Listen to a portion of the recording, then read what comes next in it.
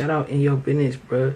Shout out in your business TV. Y'all make sure y'all go tap in. You been on your shit. Poppin', it's your boy Louisville, little slug in this thing. Shout out in your business TV for coming with the content. Hey, shout out to In Your Business TV, all the way from Nairobi, Kenya. In your business. In your business, say talk about you. We will. You gonna listen from the window. Good day. The biggest scam out there was PPP loans that people were getting. Like the vast majority of businesses are small businesses, so a lot of small businesses qualified for PPP loans. Actually, on a second note, I believe the people who filed your application for you when you were doing the PPP loan, like if you didn't do it yourself and you had someone do the application and they just asked for a cut of the loan, I think those are the people who are safe. I think they're okay because it wasn't under their name. They used your information to process the application and then you sent them money. So it's on you, but not the person who did the application. I guess that's the smart way to do it. I guess that was the real scam. Oh, they done spent the block with them arrest warrants for that PPP loan. So y'all remember in 2020 when everybody was cashing out, popping bottles, getting crazy? Yeah, they done spent that block. And if you don't know what I'm talking about this. So in 2020, the government was like, yo, listen, we're going to help out some small businesses. We are going to do y'all a favor. But guess what? People done took advantage of it. You already know, people thinking they slick. Like, yeah, we're going to get this money. And now look, they done dropped that arrest warrant. And they coming. Her name is Elaine Angene Escoe, but in the streets and on paperwork, she went by aliases like Annie and Annie Palmer, a Jamaican national based in Florida who thought she found the ultimate finesse during the pandemic. While the world was struggling to breathe, jobs were disappearing, and families were lining up at food banks. Elaine was allegedly filing fraudulent paperwork, one after another. According to federal prosecutors, she and her crew cooked up over 90 fake applications across multiple government programs: the PPP loans, EIDL disaster relief, restaurant revitalization fund, and even the shuttered venue operators grant. Altogether, the feds say it added up to more than $34 million stolen out of pandemic relief. That's not survival money, that's empire money. And with empire money comes empire charges, wire fraud, money laundering, conspiracy, and serious time if convicted. But Elaine never showed up to face those charges. She was last seen in Palm Beach County, Florida, just days before her court date. Tonight, the FBI is asking for your help in finding a Palm Beach County woman they say was involved in a multi-million-dollar COVID fraud scheme. Take a look. This is Elaine Escoe. She's now considered a fugitive. Escoe is now accused of stealing $34 million in COVID-19 relief money. CBS 12's Antoinette Delbel joins us live from the federal courthouse in West Palm Beach and has more on what to do if you've seen her. Annie? Well, Liz, federal agents say Escoe has been on the run since June after she didn't show up to court here.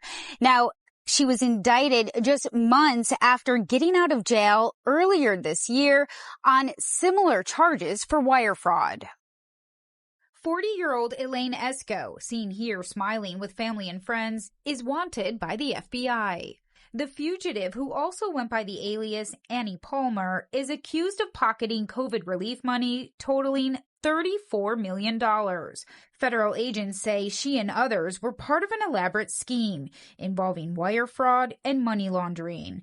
The indictment claims Escoe submitted more than 90 applications for PPP and other COVID relief programs by using false information about employee numbers, payrolls, and revenue over an 18-month span in 2020. And it says Escoe was considered the ringleader. This case involving multiple co-conspirators and 90 or so applications with 34 million, that is a much larger number and a much more complicated and complex kind of allegation than most PPP cases. Defense lawyer David Taras has handled many cases like this. He says the COVID-19 money was meant to help those hit hard by the pandemic, not to be misused for personal gain. A lot of people were really hurt. People were dying during COVID, and those people maybe could have used that money to keep their businesses alive. Since then, she's been on the run, a fugitive with the FBI on her trail. So now the chase begins. $34 million gone, a community betrayed, and one woman still on the loose. The question is, can you really live free when the world knows your name, your face, and the feds are closing in.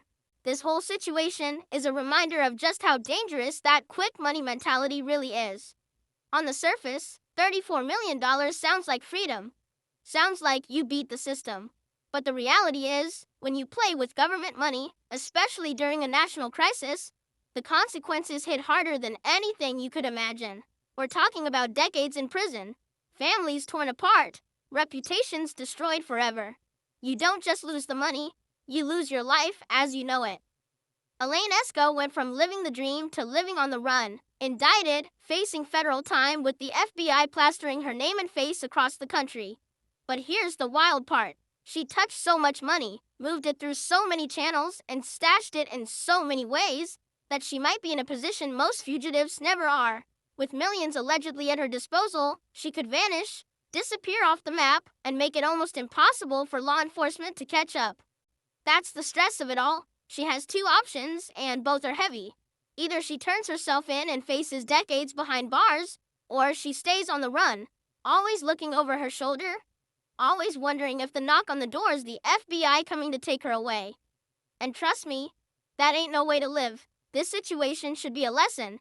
Scamming might look glamorous in the moment, but it always comes with a cost. The same greed that makes you rich overnight is the same greed that can put you in a cage for the rest of your life. And in Elaine's case, it might be worse, because with all that money, she may never be found, and the world will forever wonder, did she really get away with it, or is it just a matter of time before justice finally catches up?